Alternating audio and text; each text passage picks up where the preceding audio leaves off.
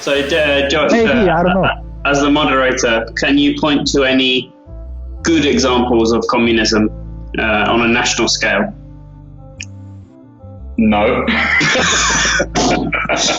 And we are recording. Boom.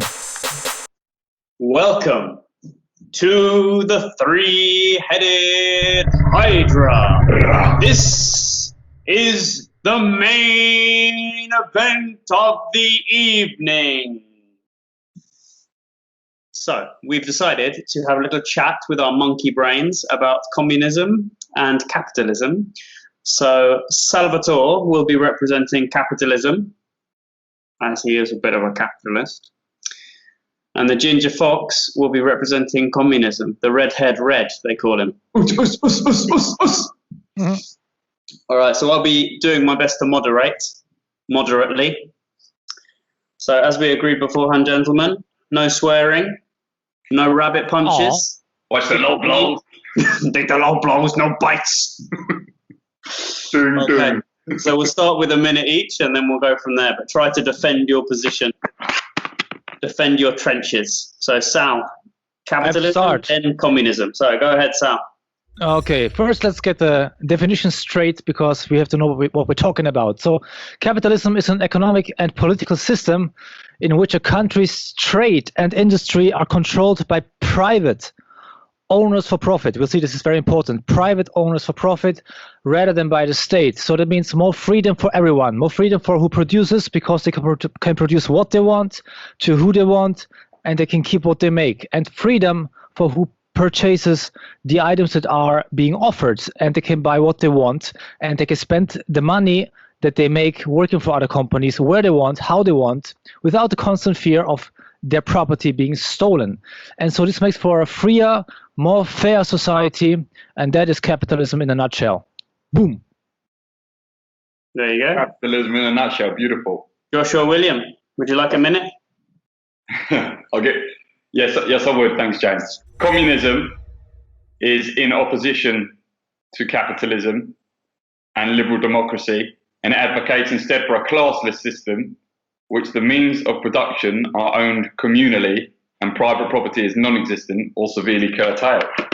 So why does everyone have to be so selfish, man? Why can't we just all put a bit in and share it out equally between us? That's what I want to know. That's what I want to get to the bottom of. It's not few and far too far away from socialism. What I've found out from my extensive research from 2 hours of YouTube for this is that communism is more dictated by government, whereas socialism is dictated by the government, which was elected by the people. So therefore, it's dictated by the people. Not in practice, but that's the way it's meant to be. But it doesn't always go like that, you know. A lot of communist people represent themselves as socialists. Yeah, man. Mm-hmm. So I guess I don't know how the debate would. Sal, what are the main problems that you see with communism? Well, you just said it twice there. Dictated by the government, and you don't want to have things being dictated to you, but you want to have free choice over what you do with your time, your money, your resources, who you work for, what you produce, without any government entity telling you what to do. Because what's the point in producing something and you make money off it and the government takes all of it and redistributes it? So it's not your free choice to redistribute it. If you wanted to redistribute it in a capitalist society, you can choose to do so, but it's up to you. So that's the big difference. But what about people being incentivized to exploit the weak by maybe it gives too much credit then to people who are good negotiators, and people who are maybe softer in nature don't get to take advantage of this kind of this prize because maybe if you start off with capital, it's easier to gain more capital because you've already got a stronger position, stronger bargaining power. And so doesn't capitalism keep the smaller, whereas communism might lift the lower people up? Well, that's a nice idea. However, I understand what you mean, and you're talking about different starting points. But from no matter which starting point you begin with in capitalism, you get the chance to improve your living standards. In communism, you will stay where you are, and if you are at the lower ranks, and historically we've seen how that worked out for people, poverty has not really been solved by communism, has it? But it has been solved, or it has been improved. It has been solved, but historically, every country that has joined capitalism has vastly improved.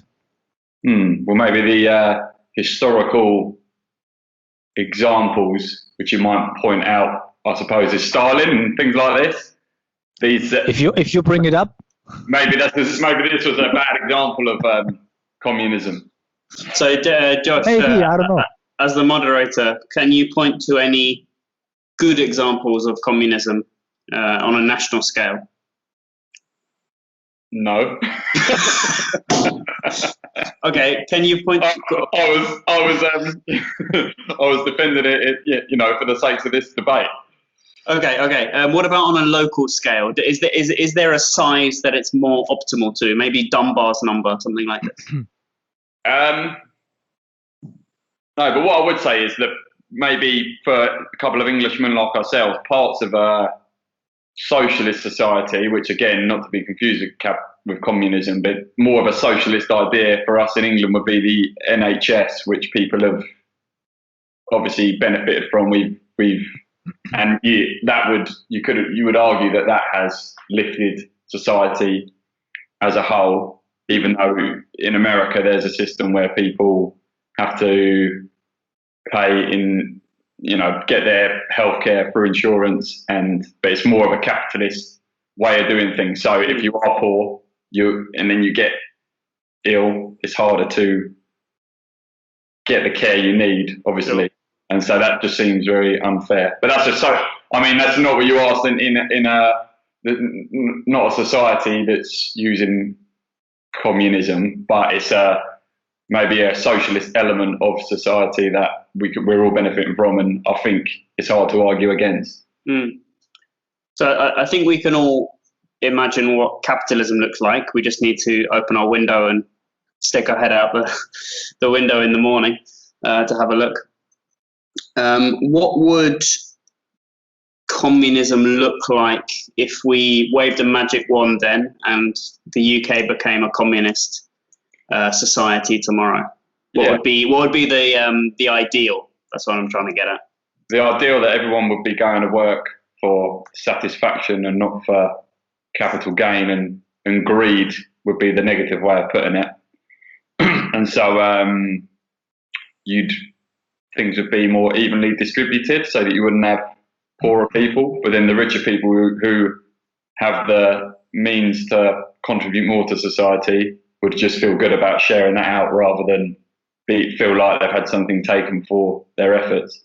Or maybe the focus, maybe they wouldn't be made from the start to work so hard and aim for greed, because that wouldn't be how the society is teaching you to be. And so everyone would just feel good about sharing each other's wealth and so on. Is that all right?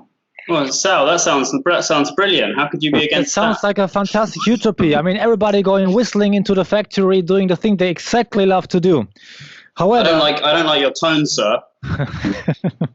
However, the fact is that, of course, in no society there is always a guarantee that you do what exactly you like or love to do, and the same happens in a capitalist society, but it has nothing to do with the system itself in that case, but rather your choices, or you have to find out for yourself what you like. Now, in a capitalist society, you can actually test different things and find out. In a communist society, you are sent to that job that is that the government thinks you are suited to do, and then you have to enjoy it. So good luck with that. And with a capitalist society comes more freedom. Of course, there also comes more responsibility. So you can decide, if you want, to use all your money that you eventually make and spend it all in drugs. And so you can become a pothead or a crackhead and destroy your life. It's your own free decision, and then you have to live with those consequences. So you have more personal responsibility. However, at the same time, this also gives you a lot of liberty to make better choices and to improve your living standards. In capitalism, there's no such possibility to improve yourself.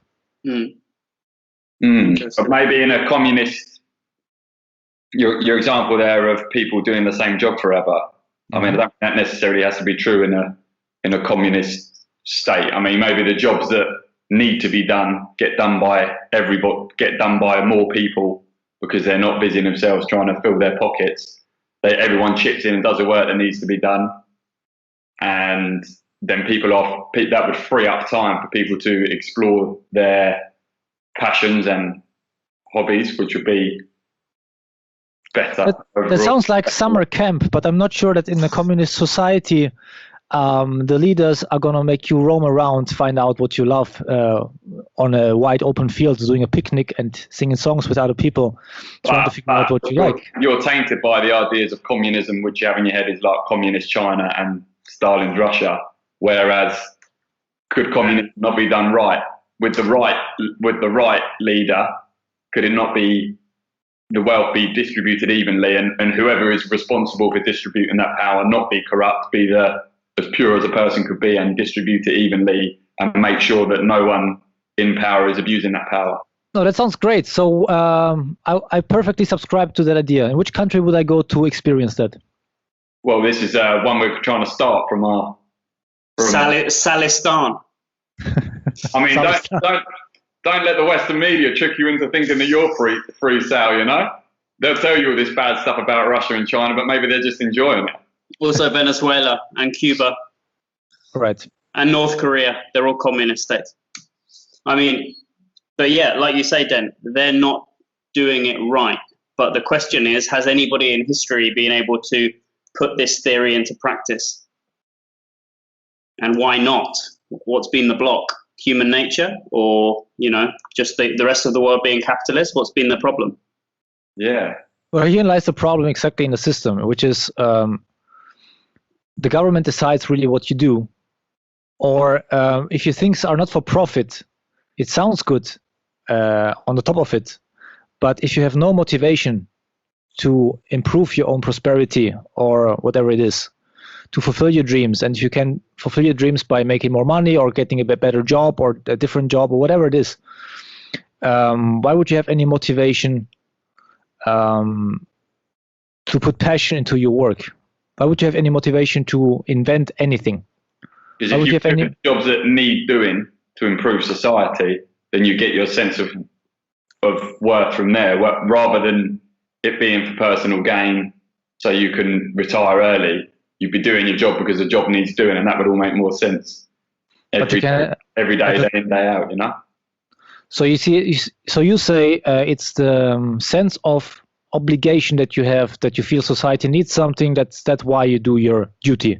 So it's a sense of duty. The way that society was set up, you'd be more, if that was more ingrained in you, you'd have more day-to-day satisfaction. You wouldn't be concentrating on getting the job done.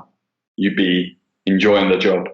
But you can have the same in capitalism too. I mean, if you want to do things for duty, you can choose a job that is very dutiful, and you can do that. But you have the option to do the other thing too. That's the big difference. So do you think, Sal, then, that I suppose the idea of capitalism is that a rising tide carries all ships, right? Right. That by some people becoming extremely rich, it helps everybody, to a better or lesser extent, but it helps everybody on the way up. It creates more jobs, it creates more positions, etc. Do you think that's the case, or do you see sort of the downside of creating billionaires, for example? Well, at this point, I'd like to point out that I'm in no way a professional when it comes to capitalism.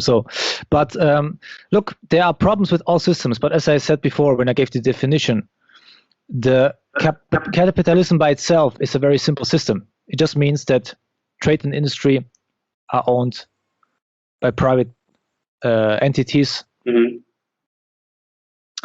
And there are problems like corruption, which are not inherent, which are not connected though to one system or the other. So no, there's corruption in both. That's for sure. Exactly, and there must be some game rules that everybody follows, obviously. So what these game rules are, then must be decided by governments. They should be as liberal as possible and not put up too many rules. But there has to be a balance that needs to be found, obviously. So I have no problem with billionaires. Mm-hmm. And the idea that money is somehow limited is, I think, a misconception, because you create value. Like, for example, when you have your phone, you spend a lot of money buying your phone, right? So one could say this is ridiculous to pay €1,000 or something to spend on a smartphone. But did you really spend? And Apple has a lot of money, and Apple's CEO makes a lot of money, but he created a lot of value. So not only do you pay money to get that phone, it's not just a phone. It's now your computer, it's your personal database, it's your planner, and it improves your life in many ways every single day. And it allows you to do jobs you couldn't do before, to respond to emails and all these things. So it creates even more value than the money that you spend for just the phone, internet browser function. It's an investment, right? Yeah, it's value. It's let's get off this. What's the reason that couldn't have been created by someone who wanted to connect people better and make everything more efficient, just so that they would get the credit? So Steve Jobs' name would be on that rather than having the money in the bank. Because I mean, like I say, can we take the mask off? Because I'm not. Yeah, I was just about to say. I don't. Single man, reveal yourself. I don't think it's best. I don't think it's best way to. No, we'll go free for all. Speak your mind. But is there a good reason why? Yeah, Steve Jobs. I suppose you believe that Steve Jobs wouldn't have invented that if it had the incentive not been there, the self-incentive, that he wouldn't have got rich at the end of inventing that? No, I don't think so. I think he had a lot of passion for creating. I think money was a big incentive, obviously. But I think that he also had really a passion for technology, because, everybody wants to, or a lot of people want to make money. So there's a lot of drive there to make money. But just because you have that, it doesn't give you success, or it doesn't make you inventive, or it doesn't make you passionate about a certain topic. Maybe you're more into fisher boats, and maybe the other dude is more into, poker games. I don't know, whatever it is. So, you cannot just start from the idea, I want to make money, and then you invent things automatically. It's the same thing like in communist countries as saying, okay, we need to have the fastest car in the world. Let's work on this. And make it the fastest and most reliable and best electric car, like Tesla, for example, okay? Let's try to be the next Tesla. Just because the government wants something to happen doesn't mean it will happen, because you have to have different companies competing with each other, and eventually the best will gradually evolve and be filtered out in this whole mist of companies. That's the key for me, Sal. I think communism sounds like a beautiful idea in theory, but it goes against a very important part of human nature, which is competitiveness. Right. And when you remove the incentive to do more, it becomes a race not to the top; it becomes a race to the bottom.